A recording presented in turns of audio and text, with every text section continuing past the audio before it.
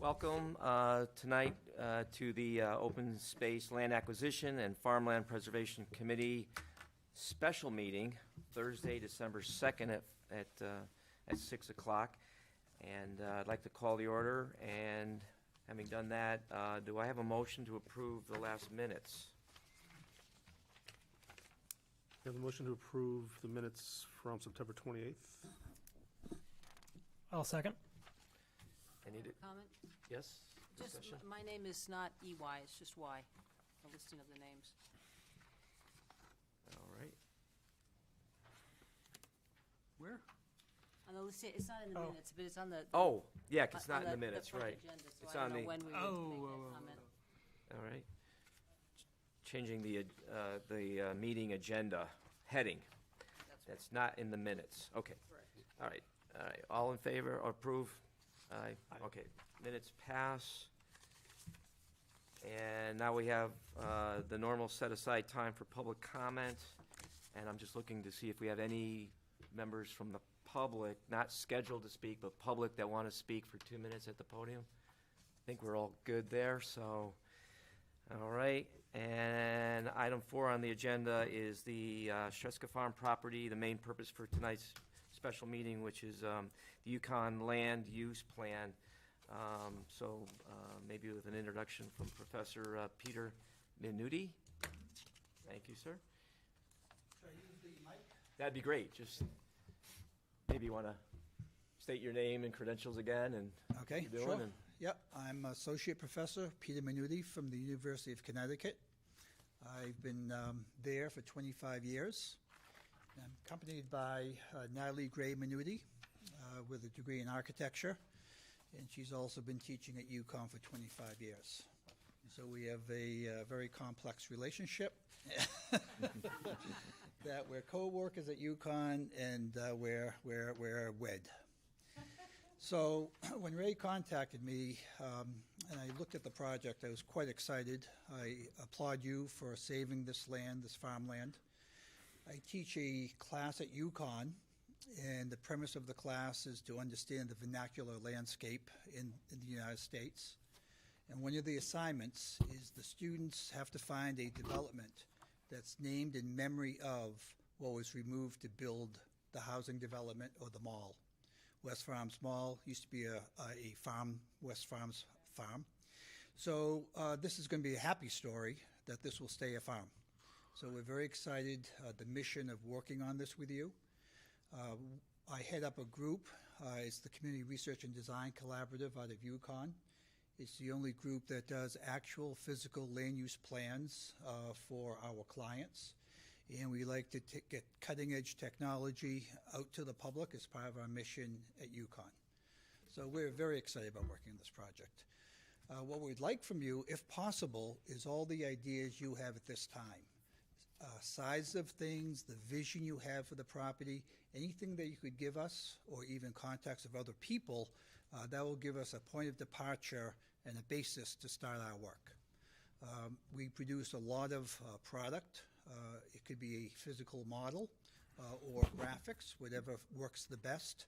But we pride ourselves on inexpensive labor, working with students, and we can produce a lot of drawings and design sketches.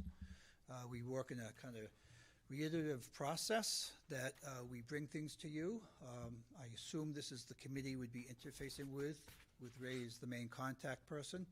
And we like to have a working relationship, so we bring work to you. We crit it, we look at it. You like some things, you don't like other things, we take it away and change it. Very different from usually working with engineers where there's just a lot of man hours producing drawings. We do the conceptual work very quickly to allow us to be very spontaneous and very flexible in our layouts. Have you walked the property yet? Yeah, 3 times we've 3 walked times? the property. Okay. Yeah, it's a Okay, beautiful so piece of land. Yeah, we put together, excuse me. And we brought our dog, and he was the compost pile. Actually, it was the compost. No, it was the manure pile. Oh, yeah. Oh, my Lord. In the manure. What, Bet Fran's not here tonight. what a nightmare that was. We pushed it into the stream and Oh, he's good, he's all cleaned up. So you walk the entire property? Yes. So you know what's being farmed as farm parcels versus the parcel that we're concerned about now in designing? Yes. Yeah, So just for an I- update, I had forwarded initially way back, Peter, all of the maps that were done by, some of the remediation maps done by Zuvik, and then the farm plot maps that were done by Steve Sopelak that we had Yep. here. Yep, cool. Mr. Chairman, if I can approach you, Absolutely. I can just quickly walk through the initial package we put together. And more or less, it is the information Ray sent to us.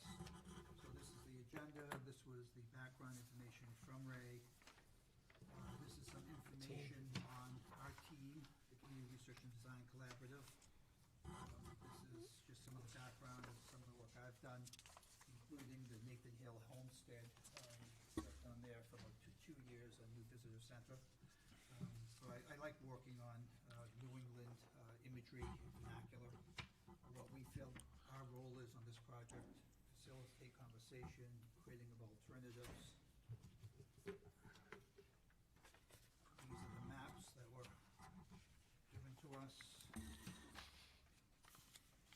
including the parcel B, which is the heaviest amount of work. would be Yeah, this parcel is B. where we have to scope, we have to get a clear plan. So this group would very much, and we'll move this down and let them flip through it as well, do you? Sure, Yeah. yeah. Are you leaving this tonight? Yeah, I'm leaving this, Okay. yeah, this Yeah, is for the record. This is the reduced Yeah, copy so of that. I'll just go through this. Do you have this, Peter? Did I give you this? This is like the conceptual site plan for the barn placement that you're I asking did, for. I don't believe I Okay. received that. All right. These are some photographs, some of the photographs that we took Yep. when we were walking the site. Right. So in your plan, you state that you'll be doing like the eye view and then the aerial view, because I think everybody here is real concerned about like, you know, the layout and the aesthetics and the working nature of it, right? Because this is like our deliverable back to the town. The town Yes. invested, the farmers have their piece, which is really cool, Yep. but now we've got this little piece up at the top, Yes, and this is like what we're giving back to the community. They can Yes. come there, they can park there, there's gonna be a barn there, there's gonna be the Right. community gardens, and it keeps them from going on the rest of the property as well, you know what I mean? Because it's their little bit of paradise. yes, yeah, absolutely. Do you guys want to take a quick thumb through it? Pass it this way. And I don't know, Peter, if you know that the barn portion is a separate grant that we got from the state. And the intent of the barn is to be utilized for educational, agricultural educational purposes, maybe tied in with the Board of Ed and some of their farm to school programs. Yes, And also even for utilization by people using the community gardens too. Mhm. So all that would be in that area. right. All right, good. So I see here, we have a entry road, the proposed paving, parking, and the barn. Why is the barn located in this specific location? Well, I think we're thinking the barn is definitely movable. Okay, But, you know, we want it, it's a highlight. It's a highlight, it's in commemoration of a past mayor. right, so it's a functioning barn as well as a memorial. Yes. Yeah, And fantastic. the barn was located in that location so we could submit a grant. Okay, Our town engineer did a quick layout. We looked at the property before. It was cleaned out. I don't know if you realize there were probably 100 vehicles taken out of that property and a whole bunch of stuff. yes. Yeah, So we really couldn't see things, so we just kind of said, well, put it back here away from the road. You know, it's kind of, it's a nice quiet area. But Right. actually, the actual location may depend on the remediation plan. right, And I think also, there's an area that is most likely going to be capped, and it may be more suited to a parking lot in the future, so that kind of may be a little bit less movable piece of the site. right. So as much information as we can receive, we can do a better plan for you. So if we know where that cap is, we have a sense of where it's going, all the constraints, all the advantageous aspects. The more information we receive from you, the better we can do for you. And what's the, in your past experience, what's the role of public engagement or public participation? I know we mentioned an iterative process, so there'll be some sort of plan, but, you know, we're 5 folks and we represent the town, but we're not a town of, or we're a town of 20,000 people, and we're still a subset of those folks. So I think, and also particularly because this came from a referendum where the town chose pretty overwhelmingly to support this project, Yep. public feedback would be a big part of it as well. So for some of the uses, I think we've got a sense of it, but I don't know that we've got everything captured. So do you have any best practices for engagement, or when we would look to do that? Like if it would, after a certain stage when you have a draft plan that we would present, what's your thoughts on the best practices for getting that feedback? Yep. We do a lot of that. We pride ourselves in building consensus. And I think it is really what you feel is the most appropriate way to engage the public and at what intensity. So some projects I work on, West Hartford being, I've been working on their neighborhood parks. And we start with them at the very beginning. Our first public meeting is to determine the program. So we will bring maps, large maps. I'll give a presentation, kind of give the parameters of the project, and then we have exercises, interactive exercises to build a program. If you feel the program is fairly well set, then we can get to the next step and do a couple of conceptual layouts based on a site analysis. So we do a site analysis that shows the opportunities and constraints of the site. So it's a kind of a very rational, logical process, and we can meet with the public at that time. But we can do work sessions. We can meet with 10 people. We can meet with 100 people. So We call them charrettes. we love it. We love it. So I don't know what's the best way for us to get you our, I mean, we're obviously, we're having conversations, so we can throw out our ideas, but do we need to put it into some format? Like, I mean, we know our list of priorities, we know we have the barn, we know it's commemorative, right? Yeah. We know we want some parking. Yes. We know we want some community gardens. Right. We've also been talking that there would be a trail, because there's a wetlands in there. Right. But we might be able to create a small walking trail. Yeah. So those are the main takeaways for that parcel at the moment, or? I think we have sort of like 2 parcels. You saw there was that gate in the Yes. middle. So anything above the gate, that's the farmers. Right. We are leasing about 30 acres, and we have 3 farmers finish their first year. Yes. And I think that's gone for, we got a lease arrangement with them for about 4 years. So that's sort of their property. They do what they want. They grow their crops and all that. We're focusing now on the other side of the gate, Right. which, as been mentioned, the barn, cleaning it up. Perhaps where should we enter to set up a parking lot for people to take advantage of. We have talks of community gardens. We do have interest from the garden club. And we do have that large patch of pretty much grass heading up New Britain Avenue from where Right the along New house Britain is. Avenue. And even one of the farmers offered, he said he would lease the land from the town to put strawberries in or something like that. Yeah, But I nice. think that's like the community gardens, sort of garden club section.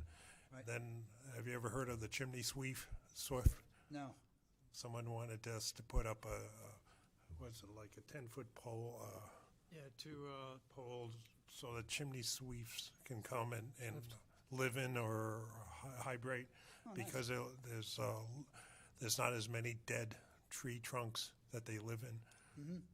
So I think those are the items. The community gardens, the garden club's interested in anything. Did the garden club want to do something else? No, they mentioned possibly bees. Bees? Yep. But we're going to have active farming here, and they do use fertilizers and pesticides in the field, so I don't know how that works with Right. the bee. So we're thinking like the barn may be a little bit away from where the house is now, that's going to be knocked down soon. It's that sort of that land, I don't know what the direction is, going towards Route 3 on New Britain Avenue, which is pretty much just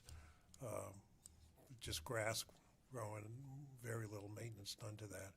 Right. What should we do with that? And then if we do community gardens, how do we provide the water and whatever needed for the community gardens, parking and all that? And then the schools are putting things together for educational purposes with the barn at some point in time, so.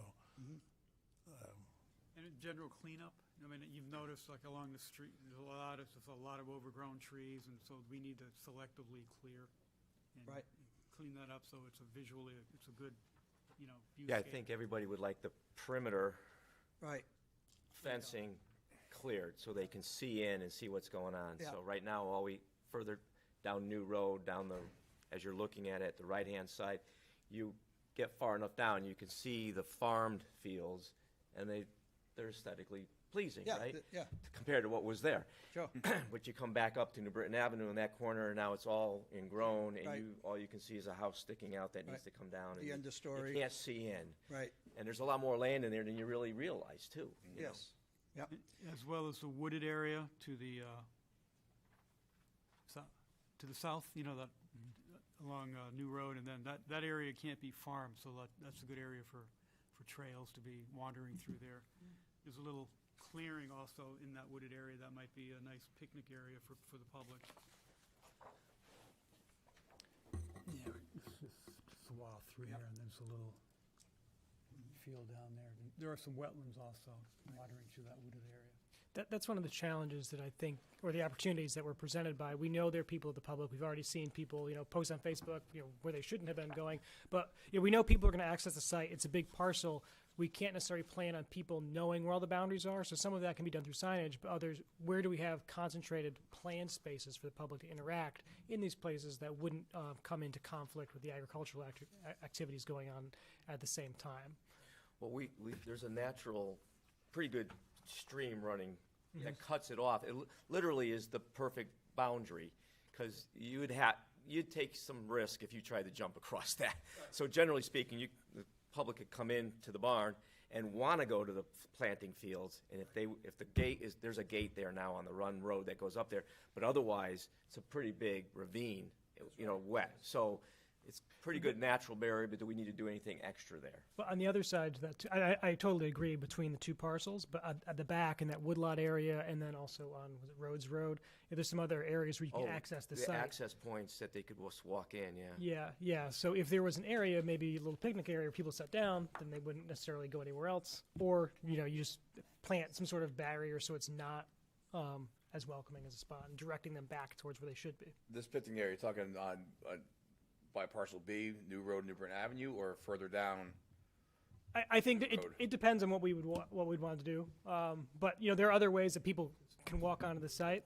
So we either give them a place to sit down and do it, or we make it so they don't go to the wrong spot. Chris, the picnic areas, so there's the house that's coming down, Yep. but there's some old barn foundational work that's in there. Some of it with brownstone or fieldstone, and Sandy and I certainly were, and you, Chris, we were talking. It'd be nice to salvage one of those and create a meeting area or a picnic area, a patio. You clean it up and expose it a little bit, and then leave it, in place. That's Murphy Drive.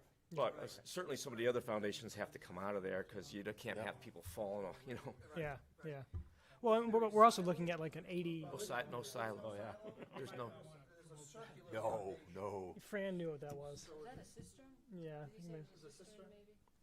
Oh, the walls. You want to preserve those walls? We just talked about the walls, and the patio area there. And then, but is that a cistern, right, did we say? Yeah, I think Fran said it was an old cistern, big old concrete, You know, massive structure.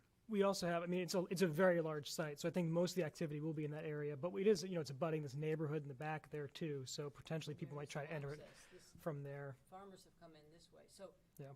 we don't want people using that. But I think the trick is, and I don't think we've discussed how exactly to get to this hiking area in the woodland. right, Unless we put a parking and access area here, because again, we don't want them, here's the gate, as you know. Right. We don't want them coming through you this don't want them leased coming farmland. through Yeah. here to there. So this is public, that's public, this is semi-private, and it's how do you get public to those two places? And the public they will do what they want to do. I mean, unfortunately, we've had issues with our meadows down Yeah. along the riverfront. I don't think we wouldn't want any vehicle access near It could the be farm. something in this wood, Something this in here. wooded block here. The- You guys should use a mic for the TV audience. Sorry, is this one of the leased parcels right here? Yeah, this is a. This is leased, so we've got, The- so the there's where- only this corner to get to it. That's not, but they'd still have to come over farmland. Maybe just kind of wander a path through these, through the tree Well, area. maybe we'd have to establish that. So, Well, that's one your- of our that's one conflicts. Your challenges. Right. Yeah.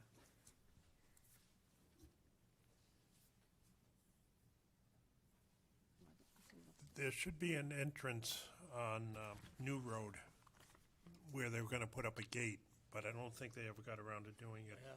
The farmer that's farming that area was going to do that, but I think it's pretty overgrown where the saw cut is. Yeah, there's a curb cut. Curb I don't know cut. if you noticed. Well, In the middle of New Road. Middle, yeah, that's way overgrown, yeah. We'll locate that in the plans.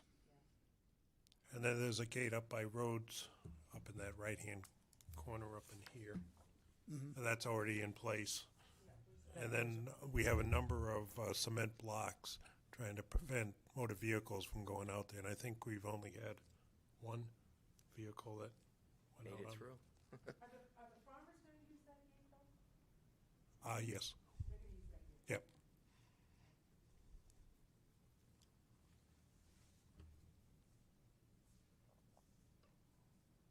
So have we totally muddied it for you, or have we No, try to list it? the you more know, is what- information, the better. The more information, the better. I think, and I don't think we've touched on this too, but this is, the town. It was a labor of love to acquire it, but also some of the idea was we were doing it as a cost-saving measure against some of the costs of developing the site. So, we understand we have a grant that helps start it up, but when we think about what we're putting in, maintenance is a part of it. So we don't want to. There will probably be some maintenance, of course, but I don't think we want to put in things that are high maintenance. So probably more natural local plants, or if some of the different pathways. I mean, we probably want to talk to the Parks and Rec or other town staff who'd be maintaining some of that to Right. make sure that we're not, creating some sort of either something that's expensive or something that is going to, be too hard to maintain that it's not going to look as nice in a couple of years. So that's going to be Sure. a big part. Resilience and regenerative, I think, are part of some of the concepts. We're not able to generate income off of that property because it's a farming property, and that's the way the financing was set up. Right. Yeah. You mentioned farmer's market there. That's one of the other activities that the farmer's market area, the barn, Right. could be educational, then there would be a porch on it, and then the whole area could be used for a farmer's market at some point. So we would kind of need to know how large a parking lot we could entertain without it encroaching on everything else in Other that uses. parcel B, So, how many cars could we accommodate in a good way? Right. Or what's the range of, what's the range of size of parking lot that we could have there? Right. That might dictate a little bit more what we Yeah, can do. that's going to be driven, I think, by the size of the barn, and the size of the barn is going to be driven by the cost. So we're going to we'll put on an RFP, but, About 125,000 on the barn, we have 140,000. 140,000. Probably $148,000 right now. So, we're not sure what those prices will come back at, in another 3 months, or 4 months from now. See, the current farmer's market's held down by the ferry landing along the Connecticut River. Right. And generally, they have about 20 tents set up, a few farmers and various other ones. So you take advantage of the parking for the boat launch, as well as a dirt lot that leads into the meadows. So How many tents did you say, 20? so far they've been doing 20. How many cars do you feel are there maximum during the farmer's market? Oh, well, that's a good question because especially in the warm weather months, you're battling with the boaters that are bringing their boats, and then they have their pickup trucks and their trailers. Right. But I would say it probably goes between 25, 30, but it's interchanging because it starts at 4 and maybe ends at 7. So Right. you don't have like everybody show up at 4 o'clock like a start of a sporting event. Right. So, And the other But it location goes all the way is not down. as visible, so one of the things that might happen is moving it, this is a highly visible location. You Right. Probably will double the interest in the farmer's market, which is what the farmers are hoping. That's what they're hoping. So is it fair to say if you have 20 farmers or vendors, maybe not 20 farmers, but you have 20 tents, so we have 15 to 20 vehicles, one vehicle per tent, one truck per tent, something like that, and then 20 to 25 guests Rotating in and out. rotating in and out, so, it's fairly substantial. And a lot of sites like this would have, overflow parking. Day to day, it's not going to be anywhere near that, but then you have celebratory sort of things that will push the number up to 40, 30, 35, 40, 45 cars. So that can be designed. We can make that work. I think we have to look at it too, depending, of course, on how much space we have, because it would be great, to expand that farmers market that we have. But it is something that we run, 4 times a year. If we go up to 8 times a year, that's still most of the year it's not being used. So depending on how much, new blacktop it creates on that site, it may not be as good for some of the other educational activities that we're doing. Yep. And we've got, like, if they did it at Elm Ridge, there's other places where we've had markets in towns that are high visibility, high parking. So it certainly would be great to have that showcase, but Right. Kind of depends on what other, I guess, options might be there. Plus, we have to maintain that too. Yeah, so we're thinking warm weather, but I'm wondering, is that parcel B gonna be used, are we able to use it year-round? Mm-hmm. Does it transition from the growing season to harvest season then to, or is it really not? Well, if it's tied in with the Board of Ed or classrooms, they're at the school year, Yeah, and it's going to be heated, yes, with electricity and.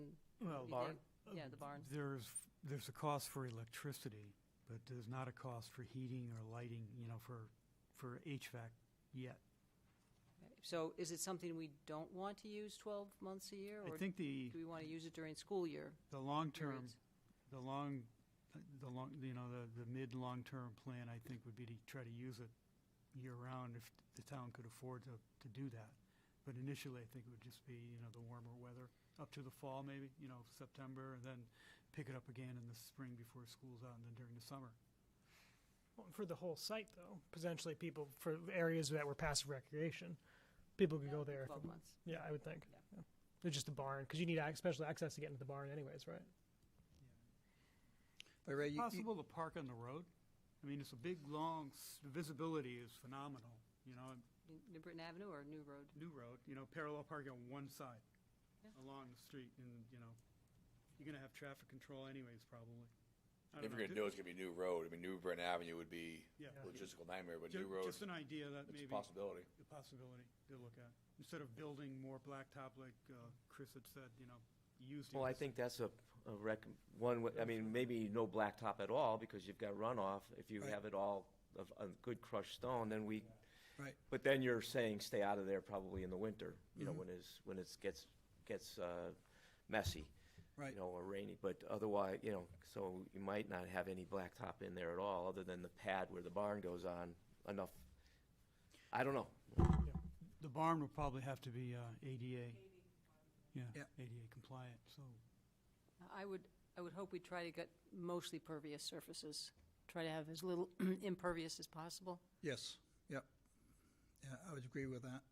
And I think ADA wants to be, the majority of the site within reason, we would strive for ADA, just kind of ethically. That's would be our hope. There's not a tremendous amount of slope there. There's some slope. So if we stay below 5%, that's ADA without handrails or ramps. So that would be the goal. The majority of the site would be accessible for all. Do you anticipate in some of your design work where if you do it one way, we might open ourselves up to other types of grants to help finish the project, or go this way and you don't? I think we're not totally familiar of all the. We've been fortunate. We found some money and it's Right. been good. So we always look to try to understand if we do this way, we might open up to a grant. Right.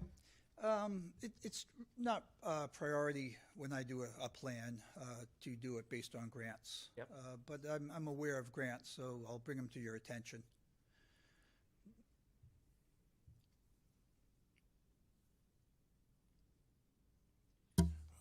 Just curious, the big, it's this one, it's where SB 11 is.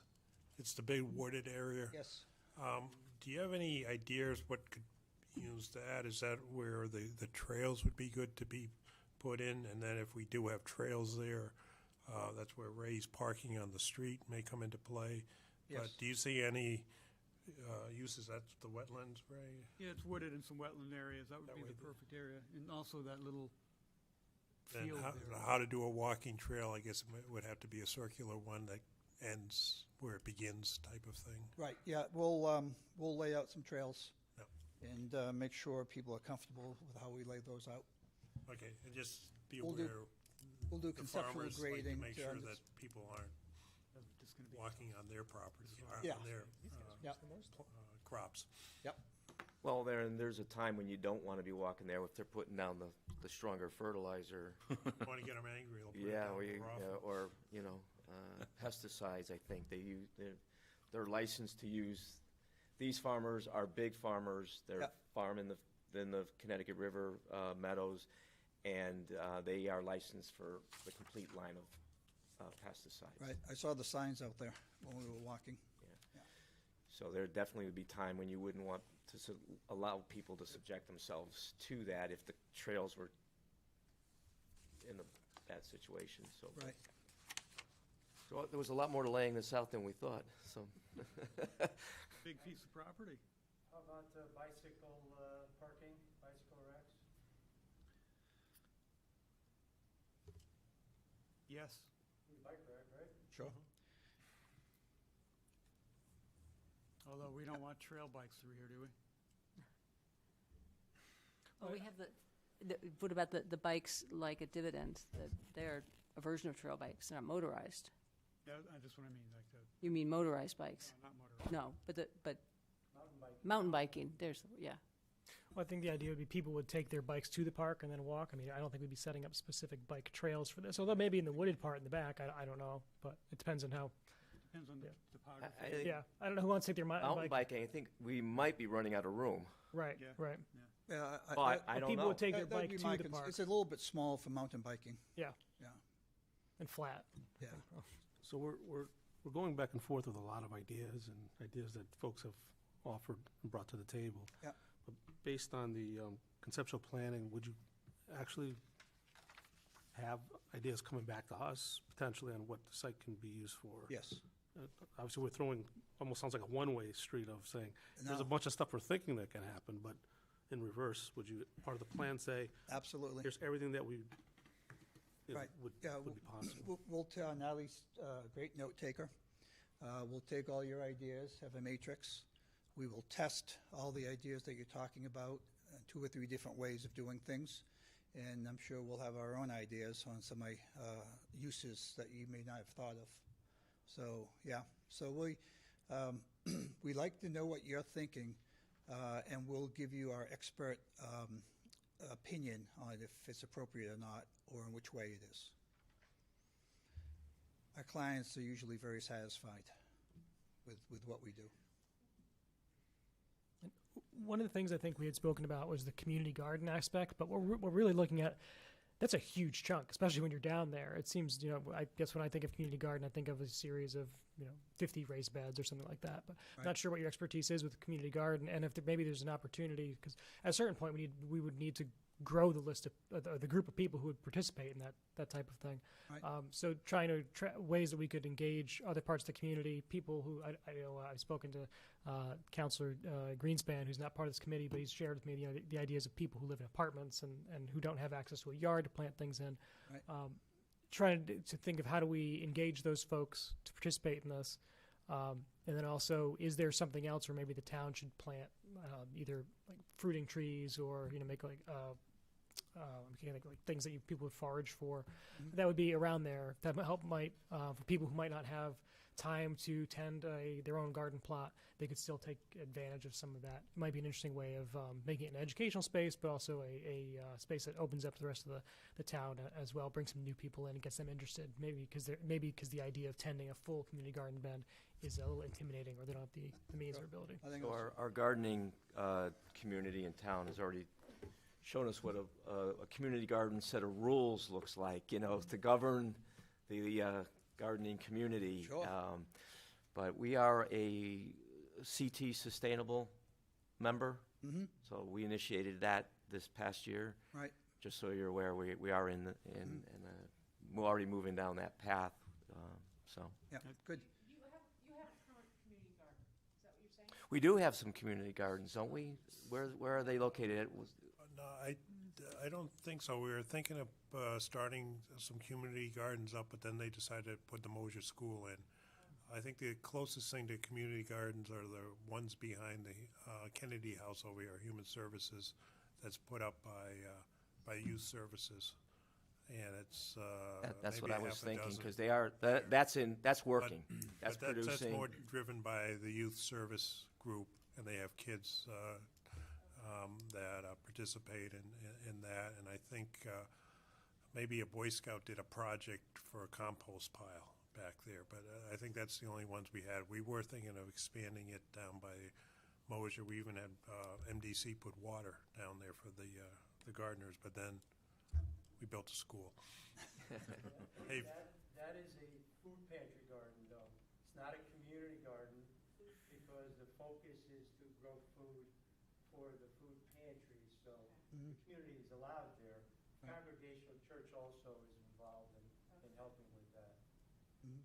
I'd like to follow up on Commissioner Duff's comment about the community gardens and the sizes and could you also comment, or within the plan, the management, and this is going to have to be managed, especially the community garden section of it, by something or some entity, and so it's going to be an important thing, because you need to have a proper management for the community garden and other growing aspects that were mentioned. Right. Town growing products and things of that nature. So maybe you can touch upon how to do that. Yeah, yeah, we can do that. We'd probably layer that in after we get a layout, physical layout for the other elements, and then the management can layer into that. And perhaps the plot sizes, different sizes. Yes. Some people don't have a big garden, they want a smaller lot. Right. And maybe, have the area, but we're only going to put X, Y, this number of plots in, we can expand into the future Yeah. if demand's there. I don't think we want to build a huge community garden if we don't have the demand. Right. Yeah, I was going to mention about having a flexible master plan. Yep. So all the uses can expand and contract depending on the usage. So you need the flexibility up front.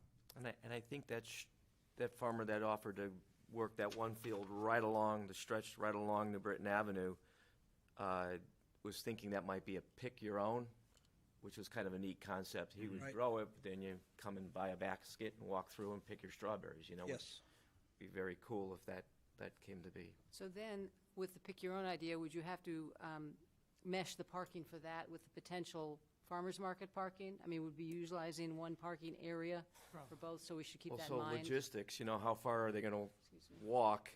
If you're working a garden, you're gonna wanna have some parking, maybe. Very close. I'm thinking the parking is split up a little bit. Yeah, yeah.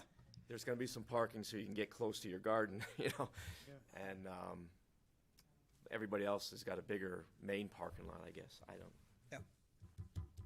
Yeah, we'll look at, depending on what the land gives us and the uses, we can give you alternative layouts on the best way to do that.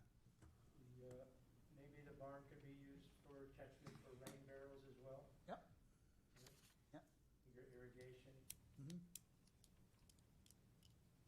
Yeah, I think water was our prime, and Ed mentioned water is one of our main concerns, because that's a good way to not have a community garden work if people have to bring, the Poland Springs jugs in their car and schlep them over. Yeah, that tends to go pretty quick. Put us some pipes in. Yeah, there's a well on site.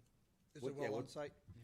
Is the house, when it was functional, did it have well water or MDC? Well, well water and septic. Okay. How deep is that well? No idea, I don't know. We don't really know where the septic is or what it is either. Do you know where the well is? I think Probably Zuvik, Zuvik I knows think it. Zuvik Engineering, I think they know where the well is. Will you be interacting with, for example, Zuvik Engineering? Yeah, I'd like to be able to. And maybe the Rocky Hill Garden Club, you know, we have a contact there. Right. And other entities that may be involved.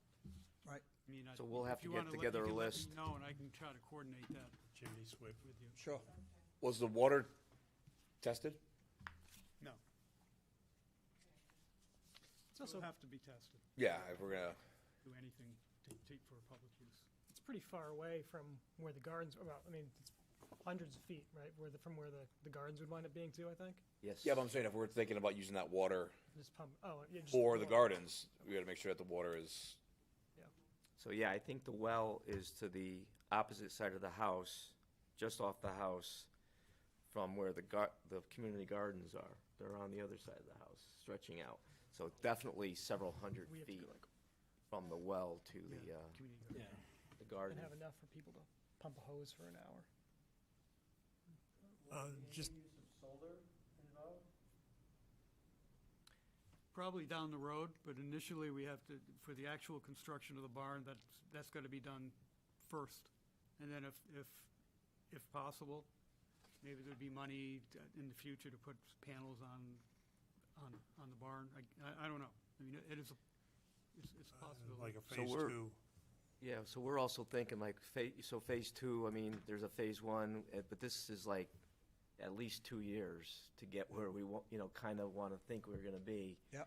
This isn't going to happen over the next 6 months or Sort next of year. phase 1 is following what our grants allow us to do, or tell us what we can do, Tell us what we can do. spend the money on.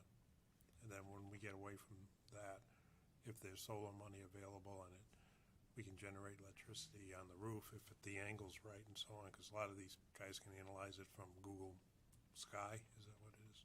So, It'd be interesting to see when we get to that point, if it's a possibility for powering the barn, because we're probably looking at just, I mean, I don't think we're putting up big lights as a part that's going to shut down at dusk anyway, so the power would mostly be for that barn, which is probably fairly low use, I guess, unless people are plugging in generators to the farmer's market or something. So maybe when we're doing the construction phase, we could see if there's a power purchase agreement or something that we can do when we get to that point of how to energize the barn.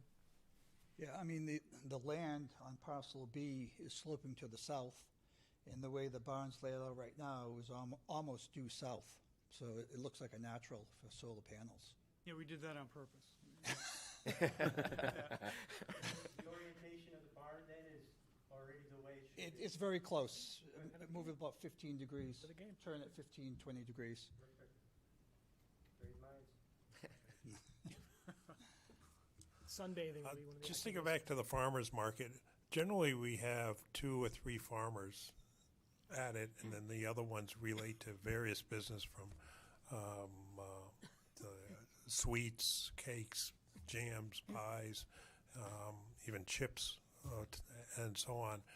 I think the key thing to attract the farmers is the weather. If we do have bad weather, we can continue to have the farmers display in the barn, so that there won't be any hesitance for them to pick their crop and then have it spoil on them because they won't be able to sell it. I think that was one of the drawbacks on farmers committing to something, that if the weather looks bad and we cancel it because of the other 17 vendors, they're reluctant to commit because of they rather leave it on the vine until So they at, have at, so at the very least, on the rainy days, it's produce only, farmer's market, and on the sunny days, everybody else the comes. farmers would be in the barn. 'Cause the barn is the limited. barn, and so on, and then have the other vendors outside.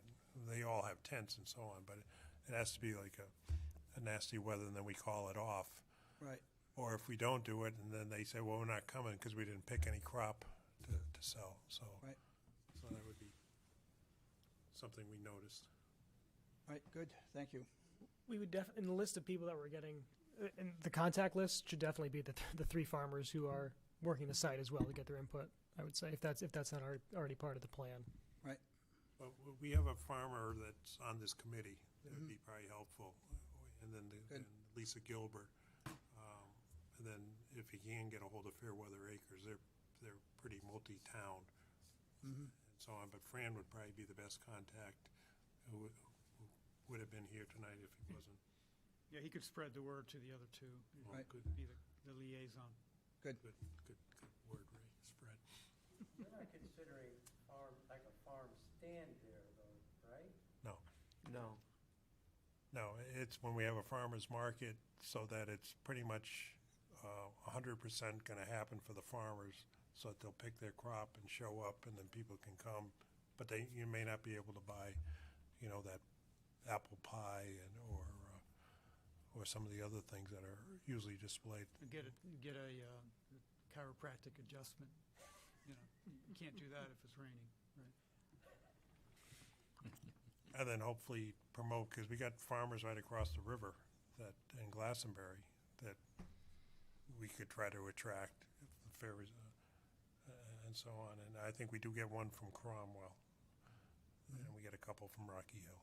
That's usually the array of farmers that we get.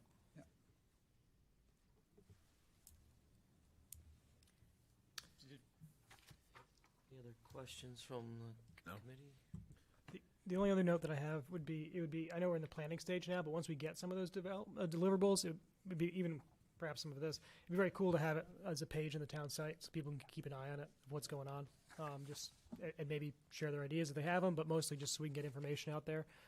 Especially, now with COVID, it's hard to get people to show up to meetings. There's a lot going on anyways in the holidays, so we could have it out there so people know what's going on. If it's in like a PowerPoint or some sort of format, I'm sure we could work with, the IT to get its own little page for the site. Well, When we get there. I think it would be really helpful is once you felt you had the major spots organized on the site. Right. If we got, not the whole site, but just that parcel B, and how you were seeing the footpaths, the parking, the buildings. Right. If we saw that as a committee, right, that would give us a chance to connect and talk a little bit. And I think we have a lot of interest on how the site is laid out, so we're Sure. really anxious to see how it begins to, because once we start locking in use areas, Right. then it's a different story. That'll move quicker, I think. But Right. Well, it was definitely, the one meeting we had where we actually walked the site. I mean, I know, it was said before how big it is. I've driven by that site for 30-plus years, until you actually walk on it, you don't realize how big Parcel B really is. Right. So, it's going to be very interesting to see, once we get that site plan, to start seeing how it's all going to lock in together. Yep.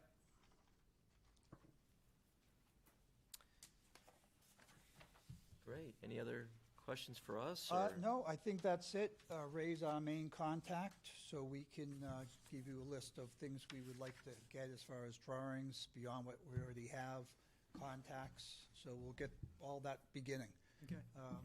We can send you base mapping via, through our engineering department. He can send you information that you might need. Yeah, and we can, classes that, we teach at UConn on Tuesdays and Thursdays. Next week's the last week. We also have a family member that has a meadery in Middletown, so we come down to Middletown quite a bit. So we'll be in town a fair amount. The old trolley barn. Yeah, the old trolley barn. Yeah, it's pretty cool. Zubik, you said Zubik is the engineer? Yes, it's our LEP. And you mentioned names of the old family names. So the family name is Streska Farm. The barn is the Joe Kohanic. Said he was also a farmer, but and a past mayor. But that's what that barn is called. That's why the name is different. Yeah. Just so you. Okay, as good. you're- I don't have that name. K-O-C-H-A-N-E-K. Picture's right over there, on the bottom right. Okay, fine. Okay, so that's what the name is. Kochanik. Okay. Please help me spell. Kochanik, but it's spelled Kochanik. Phonetically, Kochanik? Kohanic. Okay, thank you very much. Thank you. Looking forward to working with you. Wonderful. Should be a lot of fun. Good.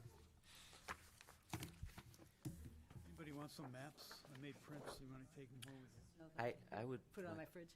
No, you can use them for placemats. It's good stock, too. Yeah. Really hear it.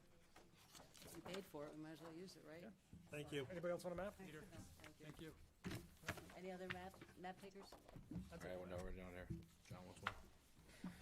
All right. Oh, yeah. Okay, so with that part of the meeting done, we're looking at the resolution that we received tonight that we want to recommend to the council for the consent agenda. It's already on the consent agenda, but does anybody have any questions or comments regarding the release of escrow funds back to the selling farmer? I think it would be good just to give a summary of how the funds, because it's been an issue that's been out there for a little while. I know there's a lot of questions about it. And just to confirm that we looked to pay for every type of eligible expense out of that fund. And so the money that we're giving back is what we are obligated to give back. Well, I think when we did the purchase and sales agreement, we were able to withhold $500,000. And it was, remember what it looked like before, and it was primarily to clean up all the equipment above the ground and so on. There was equipment, and then it was agreed to that the town was responsible for the buildings. And then Ray, if you want to take over for what you had to do to Yeah, we were, get the area cleaned up.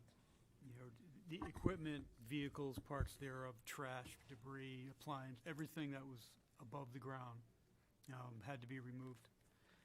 We went out to RFP through the competitive bid process, and we hired JV3 Construction.